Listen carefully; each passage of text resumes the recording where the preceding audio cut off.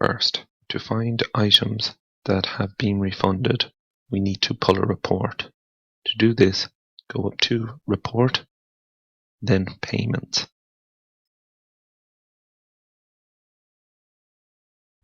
Then click on Transaction View. Then go over to where it says Custom Date Range. Click on this. Then scroll to From. Click on this. And we'll say that you started your account from the 1st of January 2016.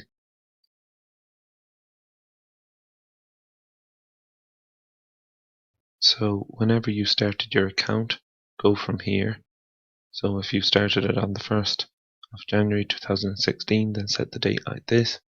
But if you started your account back in January 2015, then put this date in. Then scroll over to the to date. What you want to do for this date is put it a month prior, because it can take up to 3 or 4 weeks for them to reimburse for refunds. So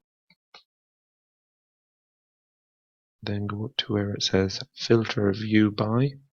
Click on this, and in the drop down menu, click on Refund. Then click Update.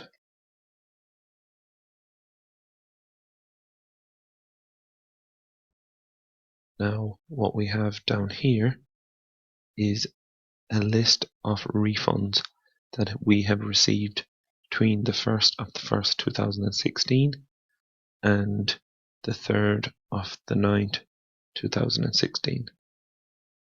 So for every one of the refunds on this list, you should have been reimbursed for the refund, or the stock that was refunded should have been put back into your inventory stockpile.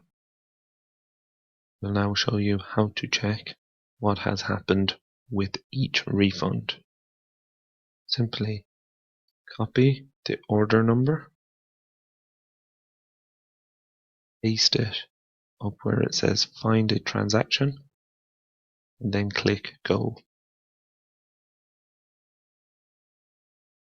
So on this page you can see that we made a sale on the 30th of August and it was refunded on the 3rd of September. We have not received a reimbursement payment for this order, so we presume that it is put back into our inventory. Now we are going to check whether it actually has been put back into our inventory, because if it hasn't, then we should have been reimbursed for it.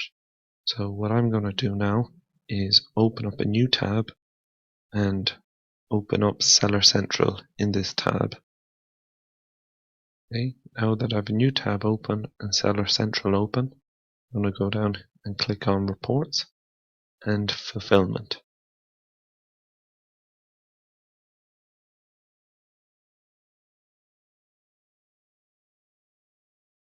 Then scroll down here to where it says Customer Concessions and Returns. Click on Returns. Then you want to go over to where it says Order ID. Paste in the same order ID that you pasted into the transaction view earlier. Then click on Event Date, and this was back in September. This return was September the 3rd. But again, you can go as far back as you want, so we'll go 365 days with this ID, see what it shows us. Okay, so for this order, it shows us the unit was returned to inventory under status. So as you can see, this order has been managed correctly by Amazon. What has happened is the customer purchased the product, then a few days later returned it to Amazon. Amazon received the product back, checked that it was in a sellable condition, and when they proved that it was, they moved this stock to our inventory. So for this case, we won't be owed any reimbursement. but obviously this won't be the case for all of the other returns that we have received, and there will be some that you will be owed reimbursement for. So go back and copy and paste the order IDs into the transaction view.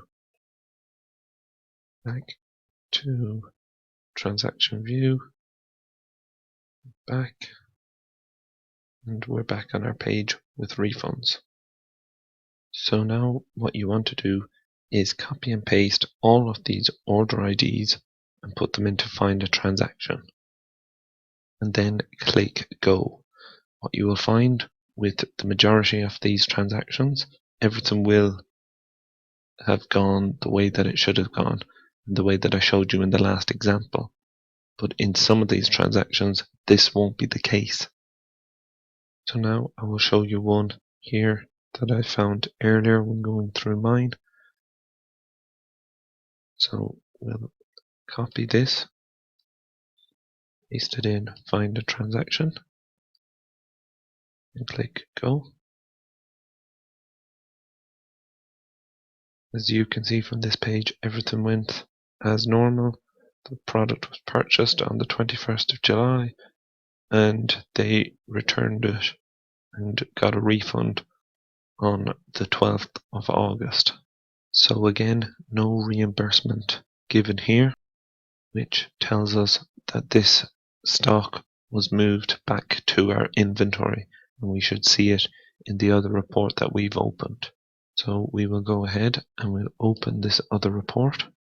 Just shows us here again, it's in returns in customer concessions, and we'll just go ahead and paste this order ID in, and again click in the last year, generate report. As you can see here, this is telling us that there's no information available for this order ID. As we've seen in the earlier report, we have not received a reimbursement for this order, this unit of stock, and now we see in this report that this unit of stock has not been put back in our inventory.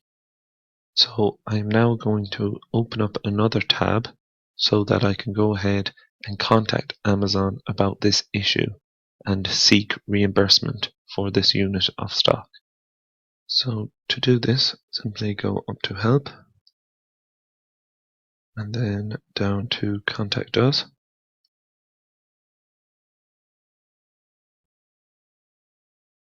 And then click on selling on Amazon. Then click on customers and ordered. Scroll down to where it asks you for the order ID. Paste in the order ID that the issue is with. Then scroll down and click next.